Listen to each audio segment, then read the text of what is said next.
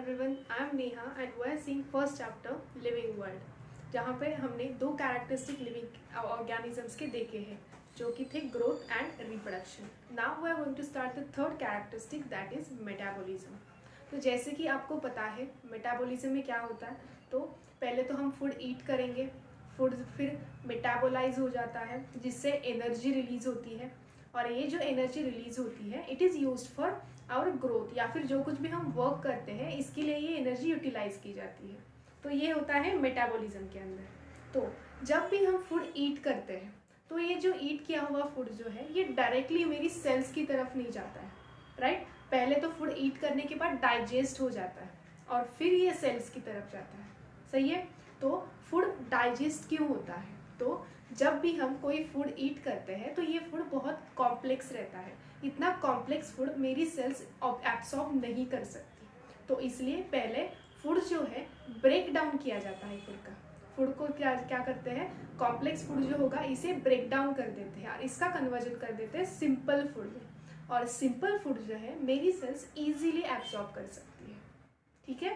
तो for example मैं कह देती हूँ कि मैंने कोई तो कॉम्प्लेक्स फूड ईट किया था, ओके. सपोज कॉम्प्लेक्स फूड कोई तो ईट किया मैंने. फॉर एग्जाम्पल मैं कहती हूँ कि मैंने एक फूड ईट किया था जिसमें प्रोटीन्स थे. प्रोटीन जो है कॉम्प्लेक्स फॉर्म है फूड का, ओके. कॉम्प्लेक्स फूड ईट किया मैंने जिसमें प्रोटीन्स थे. अब प्रोटीन्स तो डायरेक्टली मेरी सेल एब्सॉर्ब नहीं कर सकती, राइट. तो अब क्या होगा, तो पहले तो ये जो कॉम्प्लेक्स फॉर्म ऑफ फूड है इसका ब्रेक डाउन हो जाएगा, राइट. ब्रेक डाउन हो जाएगा. ब्रेक डाउन होके this complex form of food gets converted into simpler form. Complex food का सिंपल फॉर्म में कन्वर्ट होता है. तो मैंने तो प्रोटीन ईट किए थे तो प्रोटीन कॉम्प्लेक्स थे, अब इसका कन्वर्जन सिंपल में होगा तो प्रोटीन्स के बन जाते हैं अमाइनो एसिड्स, ठीक है. प्रोटीन का ब्रेक डाउन हुआ और इससे क्या बने, अमाइनो एसिड. अब ये जो इंटायर प्रोसेस थी यहाँ पर क्या हुआ, तो complex form of food has been converted into the simple form of food. इस प्रोसेस को हम कहते हैं कैटाबोलिज्म. कैटाबोलिज्म. तो कैटाबोलिज्म की मुझे डेफिनेशन क्या मिलती है, the process in which the complex form of food gets converted into the simpler form of food, it is known as catabolism, okay. अब क्या हुआ, तो कॉम्प्लेक्स प्रोटीन्स जो थे ये अमाइनो एसिड्स में कन्वर्ट हो गए. अब अमाइनो एसिड्स तो सिंपल है, अब मेरी सेल इजीली एब्जॉर्ब कर सकती है. तो सपोज मैं कहती हूँ ये अमाइनो एसिड्स को मेरी सेल ने एब्जॉर्ब कर लिया. अब ये सिंपल फॉर्म है जो कि अमाइनो एसिड्स है, ये सेल्स ने अब इन्हें एब्जॉर्ब कर लिया. अब मेरी सेल्स जो है अब एंजाइम्स बनाना चाहती है. एंजाइम्स तो आपको पता है enzymes are nothing but the proteins only. तो सेल क्या करेगी, एंजाइम्स या फिर प्रोटीन्स बनाना चाहती है. तो सेल क्या करती है, जो सेल ने ये सिंपल अमाइनो एसिड्स एब्जॉर्ब किए हुए हैं ये बहुत सारे अमाइनो एसिड्स ले लेती है, ओके. और ये सपोज ये जो है ना ये अमाइनो एसिड है, ओके.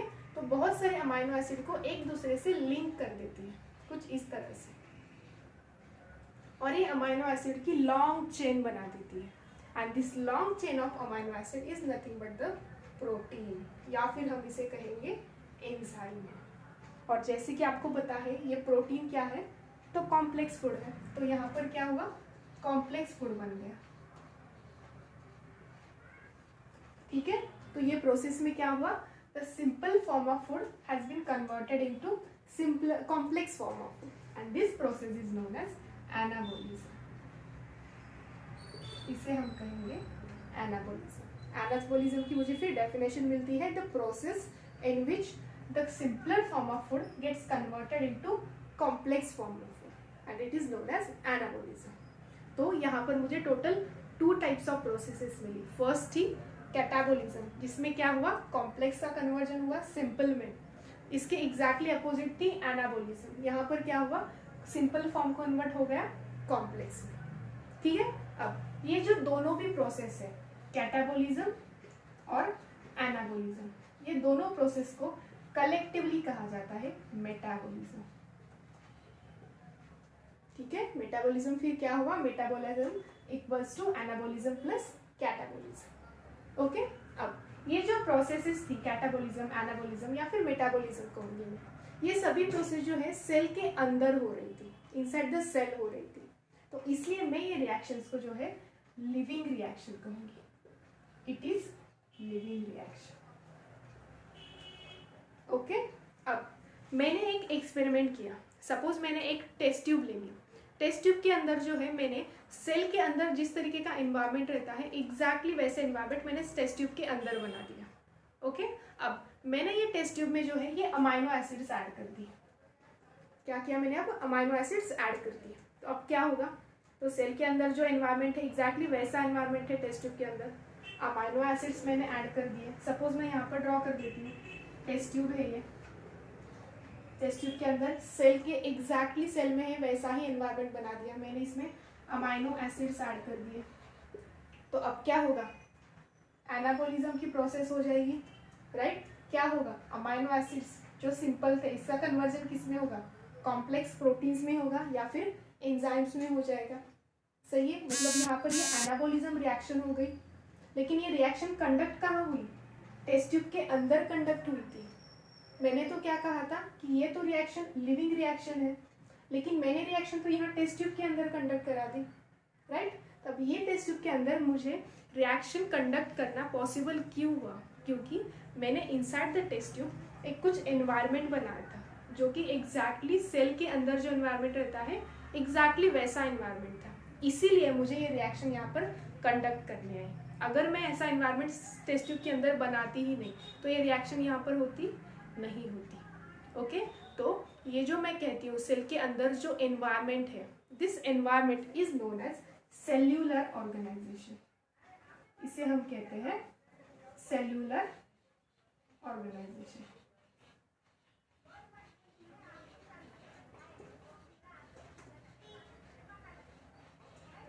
ठीक है, सेल के अंदर का जो एनवायरनमेंट है it is nothing but the cellular organisation. Okay, अब सेल्यूलर ऑर्गेनाइजेशन में होता क्या है? तो इनसाइड द सेल आपको पता है डिफरेंट ऑर्गेनल्स आर प्रेजेंट, जैसे कि माइटोकॉन्ड्रिया है, एंडोप्लाज्मिक रेटिकुलम है, गोल्जी अपैरेटस है, न्यूक्लियस है। ऐसे बहुत सारे ऑर्गेनल्स प्रेजेंट हैं and this different organelles perform particular function. इन्हीं सभी ऑर्गेनल्स को हम कहते हैं, सभी ऑर्गेनल्स की जो है एक पर्टिकुलर अरेंजमेंट रहती है सेल के अंदर and because of that organelles only cell जो है ये ऐसी लिविंग रिएक्शंस जो है कंडक्ट कर सकती है एंड इसी ऑर्गेनल्स को जो है हम कहते हैं सेल्यूलर ऑर्गेनाइजेशन। ठीक है, तो इसी सेल्यूलर ऑर्गेनाइजेशन की वजह से सेल के अंदर जो है ये लिविंग रिएक्शंस कंडक्ट हो सकती है। अगर सेल में ये सेल्यूलर ऑर्गेनाइजेशन नहीं होता तो ये रिएक्शंस कंडक्ट होती नहीं होती। ओके, तो because of the cellular organization only cell is able to perform different living reactions and because of that this cellular organization is the defining property of living organism.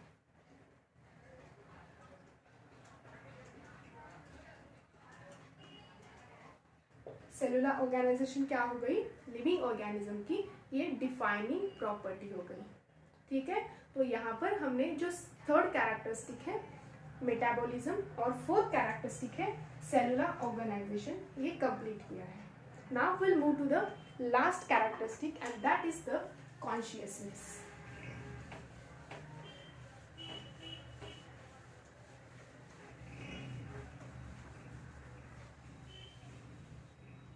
Last characteristic है जो कि है consciousness.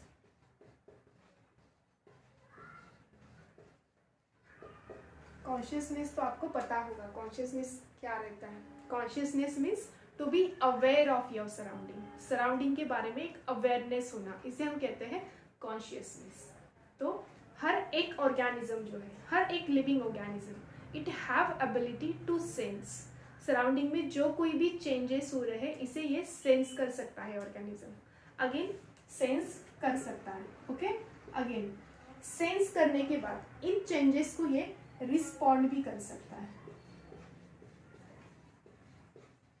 So each and every living organism have ability to sense change in the environment and to respond to it.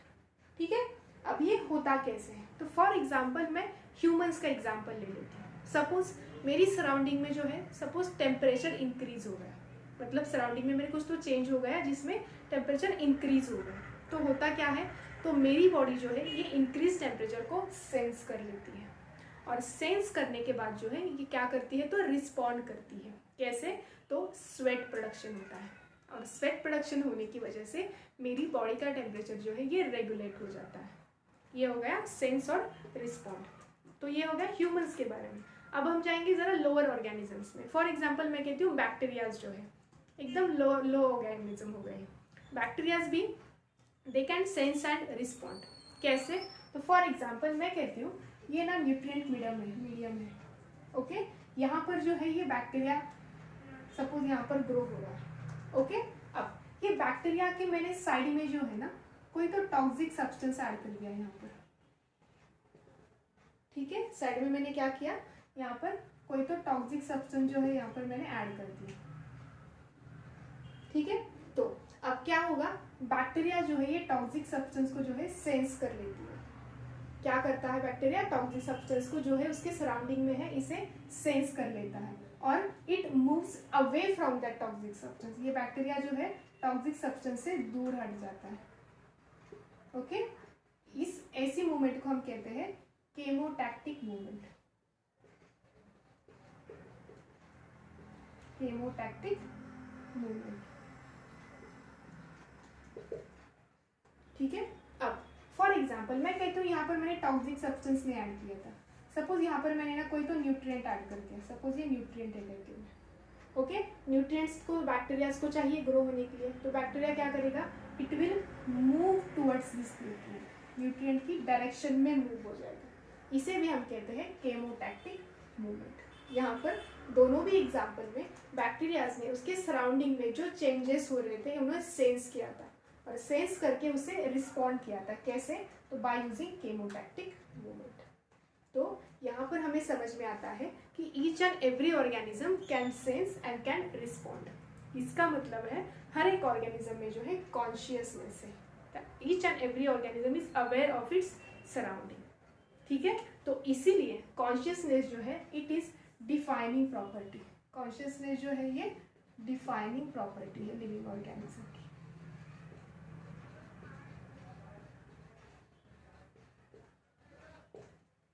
ठीक है, तो ये हो गया कॉन्शियसनेस के बारे में। अब हम बात करेंगे ह्यूमंस के बारे में। ह्यूमंस जो है कॉन्शियस तो है, सराउंडिंग के बारे में उनका अवेयरनेस है, तो मतलब कॉन्शियस तो है, लेकिन ह्यूमंस जो है खुद के बारे में भी उनको अवेयरनेस है, मतलब इनमें सेल्फ कॉन्शियसनेस है। ह्यूमंस में जो है सेल्फ कॉन्शियसनेस भी है,